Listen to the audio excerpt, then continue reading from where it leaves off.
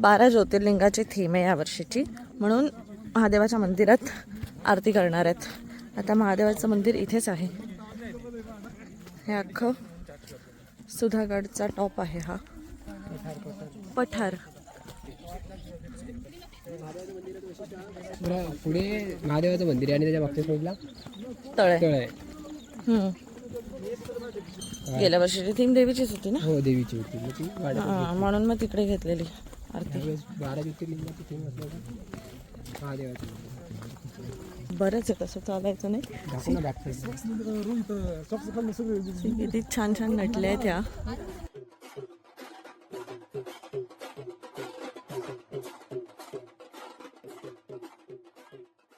आता आम्ही इथे मंदिराजवळ पोहोचलोय। मागे गर्दी बघा।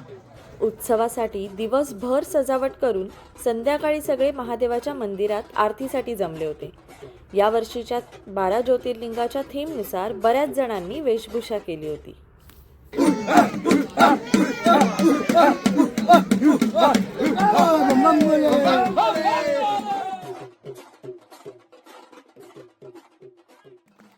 भस्मारती झाल्यानंतर सगळे वाड्याकडे जायला निघालो। तिथे मिरवणूक आणि मशाल उत्सवाचे स्वरूप सांगितले जाणार होते, तसेच ध्येय मंत्रही बोलले जाणार होते। ध्येय मंत्र हा छत्रपती शिवाजी महाराज आणि छत्रपती संभाजी महाराज यांच्या विचारातून राष्ट्राभिमान, धर्मसंस्थापना आणि अन्यायाविरुद्ध लढण्याची प्रेरणा देणारा आहे, जो तरुणांना शौर्याचा संदेश देतो। मशाल मिरवणुकीचं स्वरूप असं राहील।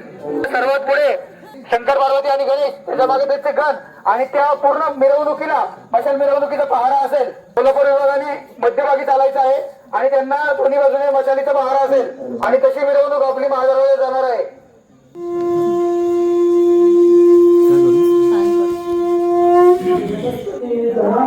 देवमस्तकी धरावा,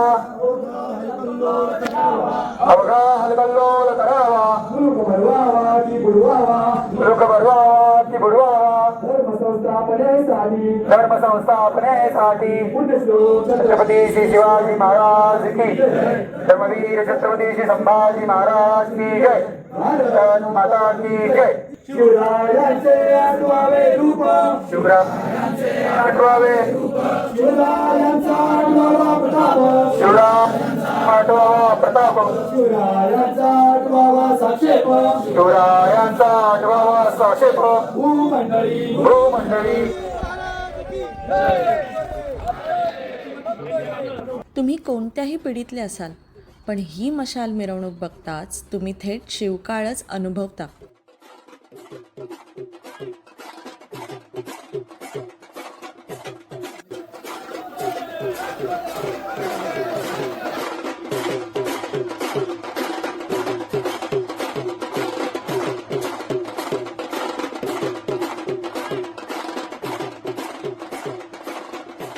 आता बोराई देवीची आरती होईल। सर्वांनी आरतीसाठी उभं राहायचं आहे। तदनंतर मर्दानी खेळाचा आखाडा होईल। मशाल मिरवणूक मशालधारी जे आहेत त्यांनी व्यवस्थित सुरक्षित अंतर घेऊन उभं राहायचं आहे। मशाल मिरवणुकीचे आगमन झालेलं आहे। भवानी माते की, छत्रपती श्री शिवाजी महाराज की, दुःख करता दुखरता वार्ता विघ्नाची, पूर्वी पूर्वी प्रेम तुका जयाची, सर्वांगी सुंदर उत्केंदुराची, शक्ती धरती भाव मुक्ता मोराची। छत्रपती श्री शिवाजी महाराज की, छत्रपती श्री संभाजी महाराज की, भारत माता की। आपल्यासमोर सादर होत आहे। शौर्य लागतं, अशा गोष्टी करायला धाडस लागतं आणि 12 परिवारांची मुलं सदस्य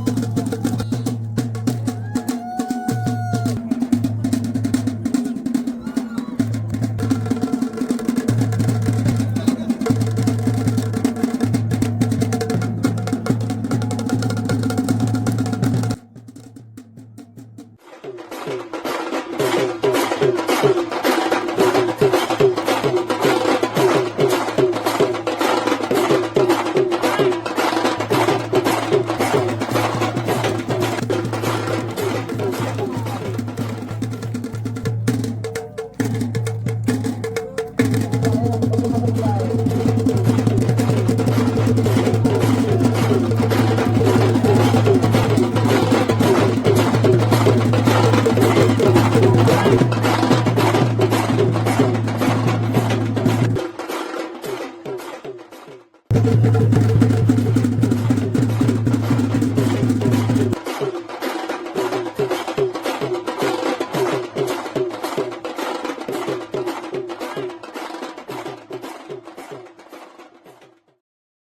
आता शिवजन्मोत्सव सोहळा फक्त बारागड परिवारापुरता न राहता हा लोकोत्सव होत आहे. मागच्या वर्षी आपण आई तुळजाभवानीच्या 3.5 शक्तिपीठांच्या संकल्पनेवर आधारित शिवजन्मोत्सव सोहळा साजरा केला होता. बारागड परिवार संवर्धनासाठी परिवार आहे, गड संवर्धन करणारा परिवार आहे. वर्षभर पोरं गडासाठी राबतात आणि कुठेतरी हे शिवजन्मोत्सव सोहळे असतील प्रत्येक विभागातले आपल्या एकूण 13 विभागामध्ये बारागड परिवाराचं काम चालू आहे. किल्ल्यावरती जाऊन श्रमदान करणे आणि त्या श्रमदानाचं फळ म्हणजे ही जी प्रत्येक विभागातली मुलं आहेत हे शिवजन्मोत्सव सोहळा असतो, शिवराज्याभिषेक सोहळा असतो, त्या सोहळ्यामध्ये एकमेकांना भेटतात आणि आनंद द्विगुणित होतो. आपण ज्या आता किल्ले सुधागडावरती महादरवाजा पाहतोय त्या महादरवाजातून आपण वरती आलो. तो महादरवाजा आपण बारागड परिवाराने बसवलेला आहे. त्याचा लोकोत्सव सोहळा आपण केला होता आणि तुम्हाला पण 400-450 सदस्यांनी निदान 2 टनचा तो दरवाजा आहे. तो खांद्यावर अक्षरशः उचलून वरती आणलेला आहे. आज ज्या कोणी त्या दरवाजाला कोणाचा खांदा लागला असेल आज अभिमानाने ऊर भरून येतो की हा दरवाजा आपल्या हातून लागलेला आहे. बारागड परिवार हा आपल्या सर्वांचा परिवार आहे. तर गावामध्ये परिवार हे नाव आहे, त्यामुळे इथे आल्यानंतर सर्वांनाच आपुलकीची आपलेपणाची भावना निर्माण होते.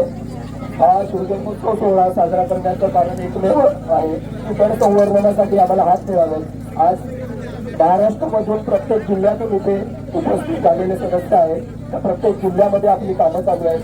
तर एक रविवार गड संवर्धनासाठी या गडांसाठी हे गड आपले जे छत्रपती शिवाजी महाराजांचे श्वास म्हणजे हे गड किल्ले होते आणि या गड किल्ल्यावरती आजही या गड किल्ल्यांना स्पर्श केल्यानंतर महाराजांचा स्पर्श झाल्याचा आभास होतो. त्यामुळे एक रविवार या गड किल्ल्यांसाठी बारागड परिवारासोबत नक्की श्रमदानामध्ये सहभागी व्हा. तरच या शिवजन्मोत्सव सोहळ्याचं सार्थक झालं असेल. बारागड परिवार हा परिवार खरोखरच नावाप्रमाणे आपल्याला परिवाराची वागणूक देतो आणि हे मी त्या 2 दिवसात अनुभवलं.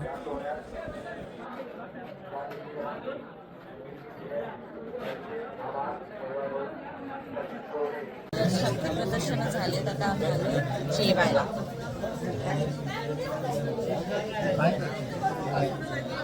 आम्ही जेवणार, भात खाणार, भूक एवढी लागली ना आणि टेस्ट पाणी सुटला 70 वेळा.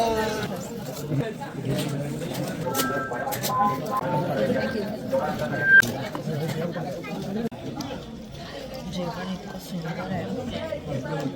जेवण एवढं उत्तम आहे की पोट डबल मिळते. अजून चिंता संपलं नाहीये. संपलं नाही, संपला